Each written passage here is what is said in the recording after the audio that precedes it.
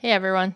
In this video, I'm going to show you how exactly Procreate handles 4 common challenges that every digital artist faces. We will go through black ink on white paper, colored ink on colored paper, drawing natively in the program, as well as working with watercolor. You will see Procreate's real strengths and where it hits its natural limits. This is a part of my free course where I put Procreate, Photoshop, and Adobe Illustrator through identical challenges, so you can see which program truly fits your creative style.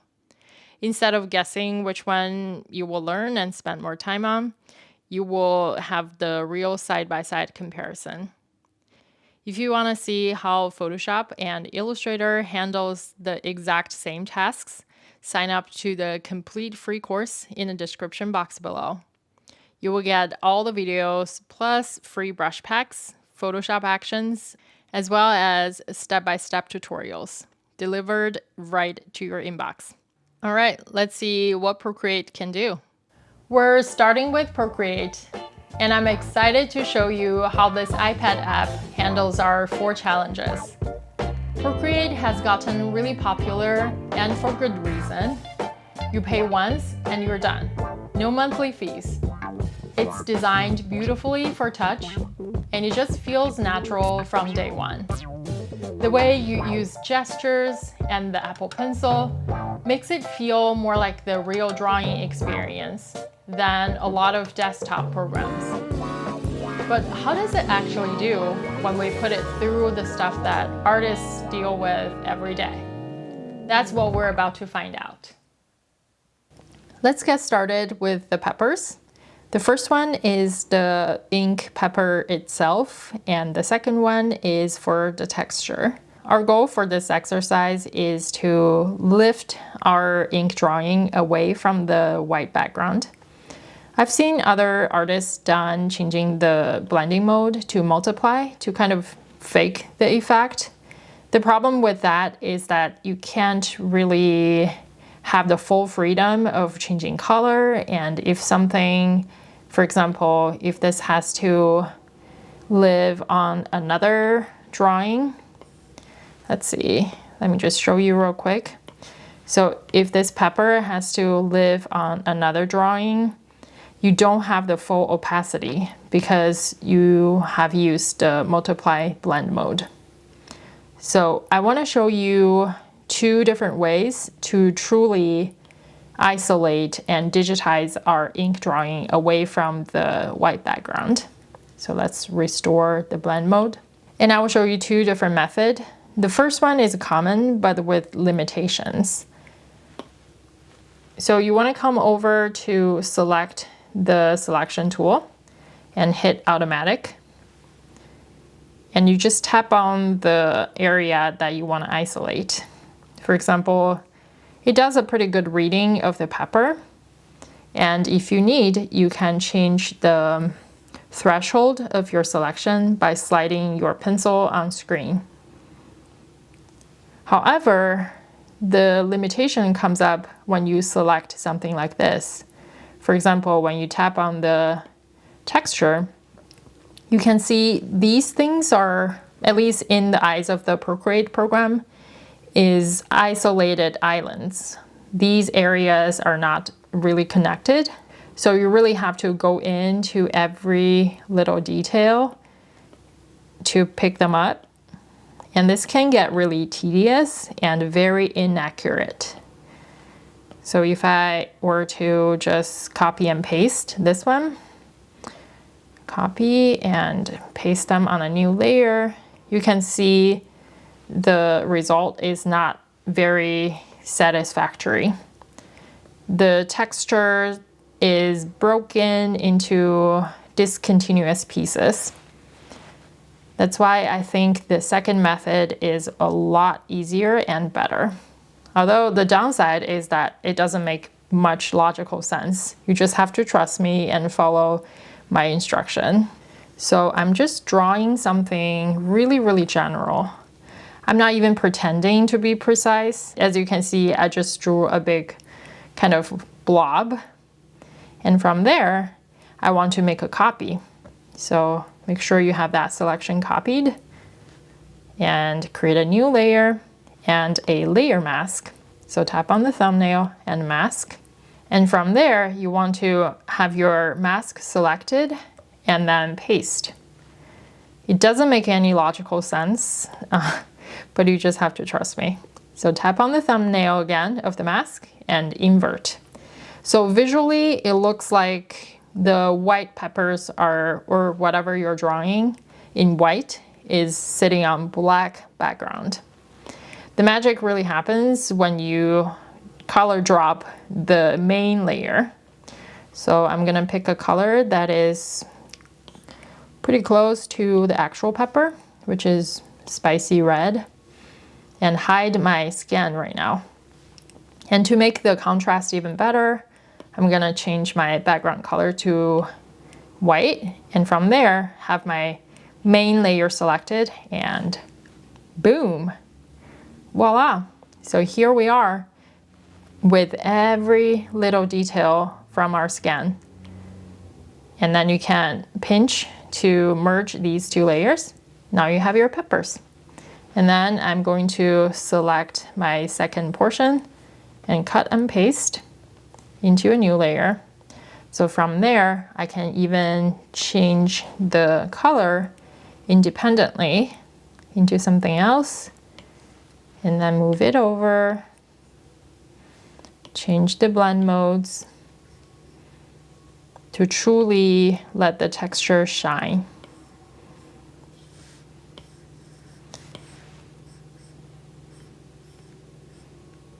I think I'm gonna go with this. And then I will use the warp function under the selection to change the contour of my pepper texture. Technically, I can turn this into a clipping mask to make the edges neater, but I do like the overprint effect, so I'm gonna leave it that way. And I do want to create a clipping mask as a way to color the top stem.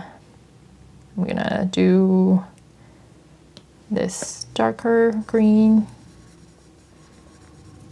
and I can even go a little bit warmer. So this is almost like brown color.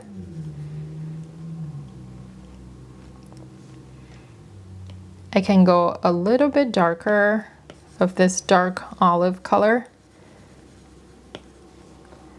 Voila, here we go. We have our first motif digitized. For the next exercise, we're gonna work on digitizing this green beans. Our job, again, is to lift this off of the creamy background it has. And because the background is creamy, we can't use the exact step from what we have learned from the pepper. Instead, we will have to add one more step. So make sure you have your green bean selected and go to your curves, which is under adjustment. And you will see at the bottom of the screen, you will have a handle. So I'm going to move the curve upward until I see the creamy edge turn white. So you can't really see the background. We manually turn the background white. So this method has its limitation here because when we do that, let me just put a comparison here. When we do that, we lost some vitality of the color. As you can see at the very top, our pepper is more nuanced and we have a lot more tone variation than the one at the bottom. But this will give us a clean selection, and I will show you a workaround. Again, I am going to select my green bean very roughly and then copy it, create a new layer and add a layer mask, and then just paste on that mask. And from there, we're gonna invert the mask, and then we can hide our original skin. And for the green beans, I'm gonna choose a dark green color to kind of flood the main layer. Voila. It's pretty faded, as you can see. It's not super vibrant and a lot more transparent. To fix that, we're going to create another duplicate on top, kind of manually bring more color on top, and then just merge these two layers. And you can go into hue, saturation, and brightness to fine-tune your color. I think I'm gonna leave it that way. And voila, here's our green bean. And from there, you can add more layers to draw on top, or if you're happy with what you have, you can keep it as it is. For the second exercise, we're gonna draw on top of this beet. First, I wanna treat this as a faint sketch. So I'm gonna lower the opacity and then pick a colored pencil to draw on top. You will probably see a lot of similarity between Procreate and Photoshop in this particular process, especially if you're using a tablet like Cintiq to draw with Photoshop, because this really feels like you're drawing on paper. Just really depends on what kind of medium that you use. This one that I'm using right now is from my own brush shop. This one is called Pencil Work. Really mimics the natural look and feel of a real pencil. When you zoom in, you can tell there's a lot of real texture variation, which I really appreciate. For Photoshop and Procreate, I will try to keep the same medium choice so you can tell the difference between the two.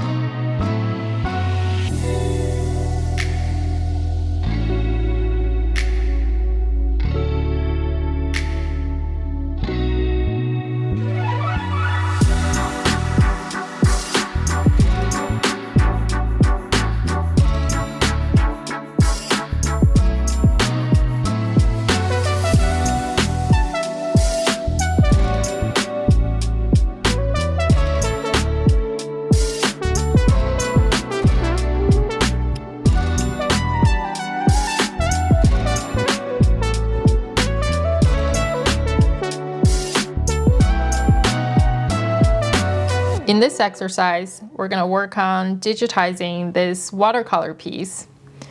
Remember at the beginning when we were working on the texture of the pepper, the automatic selection didn't really work out all that well? And this is a use case where I would go there first. So first I'm gonna actually change my background to a darker color so I can see my selection better. And from there, you can select your watercolor layer and then choose automatic selection. And you want to tap on anywhere in the middle and then slide it left and right to adjust the threshold of your selection. It will never be super perfect in this case, but you're looking for good enough. So from here, I'm going to tap on my screen and hit cut and paste.